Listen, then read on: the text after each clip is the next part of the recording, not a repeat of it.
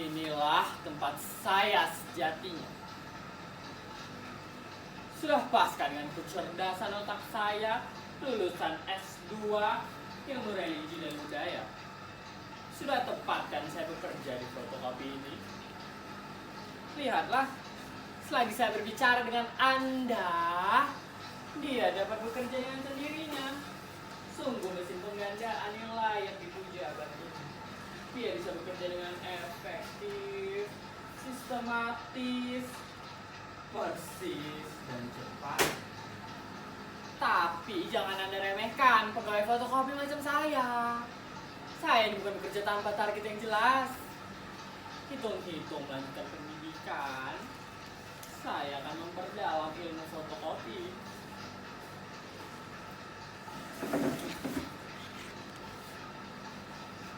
Suatu saat, saya akan mendirikan laboratorium fotokopi. Ya, laboratorium fotokopi yang mungkin belum pernah sekalipun terpikirkan oleh perusahaan besar macam Canon, Toshiba, ataupun yang terjago sekalipun Xerox.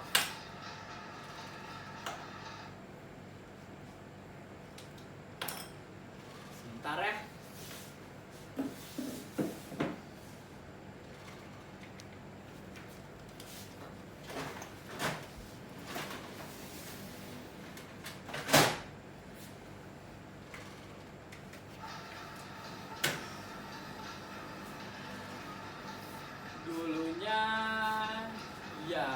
Dulunya, saya adalah seorang anak muda yang penuh dengan rasa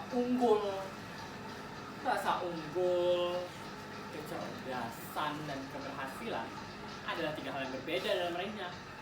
Dan saya baru tahu saat saya bekerja di fotokopi ini. Goblok bener. Sebagai anak muda yang merasa unggul, tentu saya berhak untuk tampil di ruang publik dengan berbagai kegiatan dan pekerjaan pernah saya lakukan.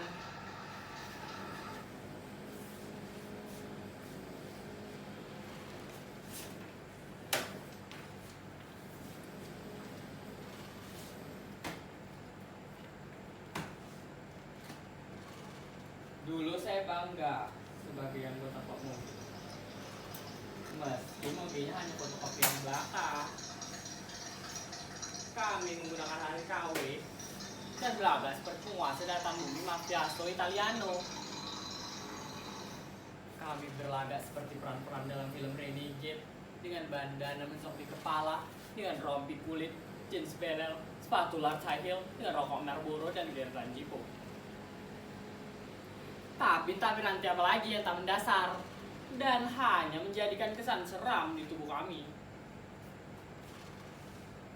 Kalau perlu dan kalau bisa, rantai gandengan dan gerbong kereta kami jadiin kalung untuk nama kesan seram. Tapi kemudian tak siapa yang mulai? Ketika kami harus menjadi pembela kebenaran. Dari situlah mulai kacau. Kenapa kami harus mau melindungi warga dari ancaman geng motor? Menggelikan. Geng motor melindungi warga dari geng motor. Memangnya kami di peran-peran dalam Harley Davidson and the Marlboro Man? Memangnya kami ini Mickey Rourke dan Johnson rekan Simon Windsor?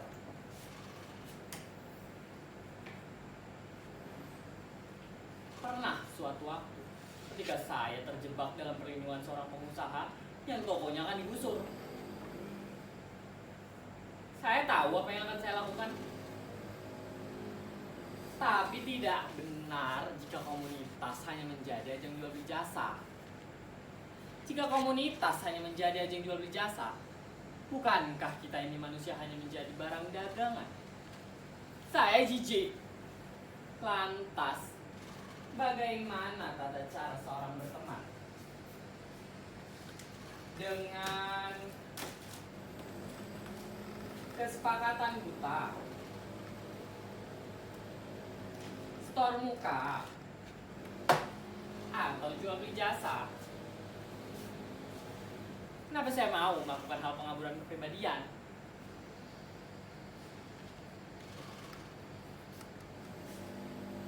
Pernah suatu waktu, selama 2 hari saya tak datang ke komunitas. Tiba-tiba saja, saya berada di tengah kerumunan, di sidang. Oh, interaksi macam apa ini? Apakah ini pergaulan ala-ala bos? Siapa yang paling banyak membuat jasa, dia yang berhak mengadili. Saya juga, tapi tidak juga. Lah, kenapa seolah seseorang tak memiliki talenta dan jalan hidupnya sendiri ya? Bodoh sekali. Bagaimana mungkin diri ini hanya menjadi mesin fotokopi bagi perilaku yang tak masuk akal? Anda tahu, saya ini lulusan S2 Ilmu Religi dan Budaya. Otak saya ini terlalu sisa kalau yang menjadi fotokopi. Pernah suatu waktu, ketika kami dikumpulkan di balai kota dalam acara ramah-tamah dengan unsur keamanan dan birokrasi terkait. Di situ pejabat kota berkata dengan nada artikulasi, intonasi dan percaya diri yang rendah. Katanya,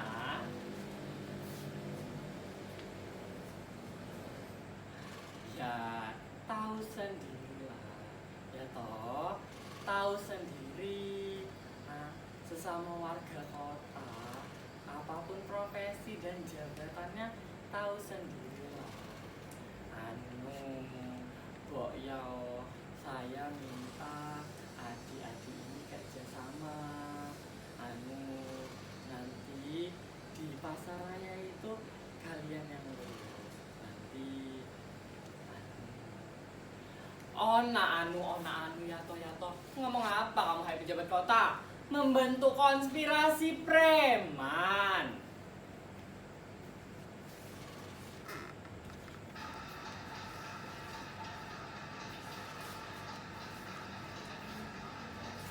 Juragan saya selalu rewel mengingatkan.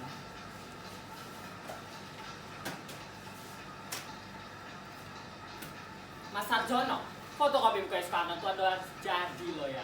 Ingat lo ya. Nggak tahu kenapa sekarang fotokopi buku Soekarno itu tiba-tiba sekarang jadi hit dan banyak yang fotokopi. Oh iya, ada satu lagi buku yang banyak peminatnya untuk digandakan sering kali. Judulnya Psikologi Konformitas, karangan, aduh siapa lah bisa dibaca di sini judulnya. Dan mungkin Anda tidak percaya kalau ada yang minta untuk digandakan sering kali, atau pemesannya mungkin sekarang masih 100 yang pesan. Tapi karena ya yakin kalau buku itu akan hit, jadi ya minta saja untuk digandakan sering kali.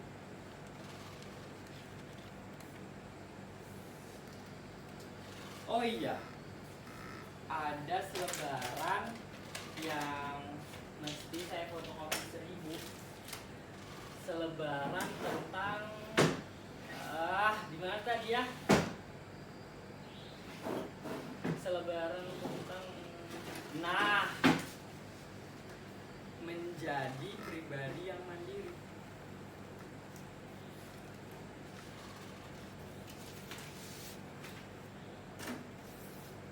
Ya, mungkin saja hidup memang harus diatur dalam kesepakatan.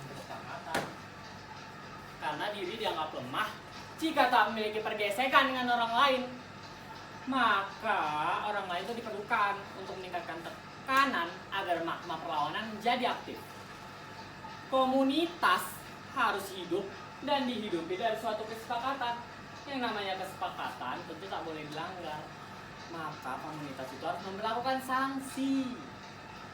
Dalam sistem organisasi yang memberlakukan cita-cita, kesepakatan dan sanksi harus diberlakukan secara keras untuk memberikan efek keras bagi para pelanggar dan memberikan hasil cita-cita yang maksimal.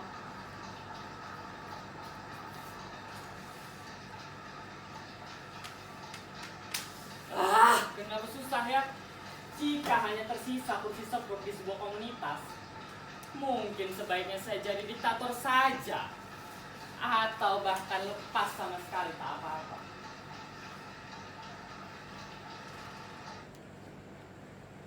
tak apa-apa. Benarkah? Tidak juga. Mungkin ini cuma perkara copy paste. Atau mungkin ini cuma perkara seorang ayah yang ngajarin kebijaksanaan sambil ngedarin narkoba. Cuma perkara seorang ayah yang bicara kebijaksanaan sambil ngentot dengan perempuan lain yang bukan istrinya. Cuma perkara seorang ayah yang nuturin kehormatan kehidupan sambil menyelundupkan uang yang bukan jatahnya sendiri. Ya, karena sebab itulah saya ingin mendirikan laboratorium fotokopi, saudara-saudara. Sejak saat itu, saya ingin mendirikan jalan saya sendiri. Di atas bak motor mobil KW KW-KW-nya, saya tulis surat dengan gagah berani.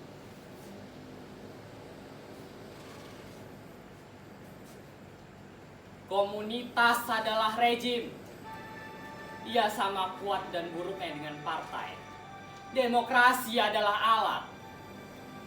Jika kau memutuskan untuk berjalan sendirian, ketahuilah bahwa itu bakal melelahkan. Marahlah jika kau sedang berada di dalamnya. Akuilah jika kau terkena kanker sakit hati dan sedang mengakhirinya. Tetapi aku tidak bisa terima komunitas itu rejim. Jika itu kaidah sosialnya, maka aku akan jadi pemenangnya. Nantikan kedatanganku. Demikianlah saudara-saudara. Saya akan mendirikan laboratorium fotokopi raksasa. Saya akan mengalahkan warung-warung fotokopi. Dan saya akan memproduksi secara massal budaya segala budaya.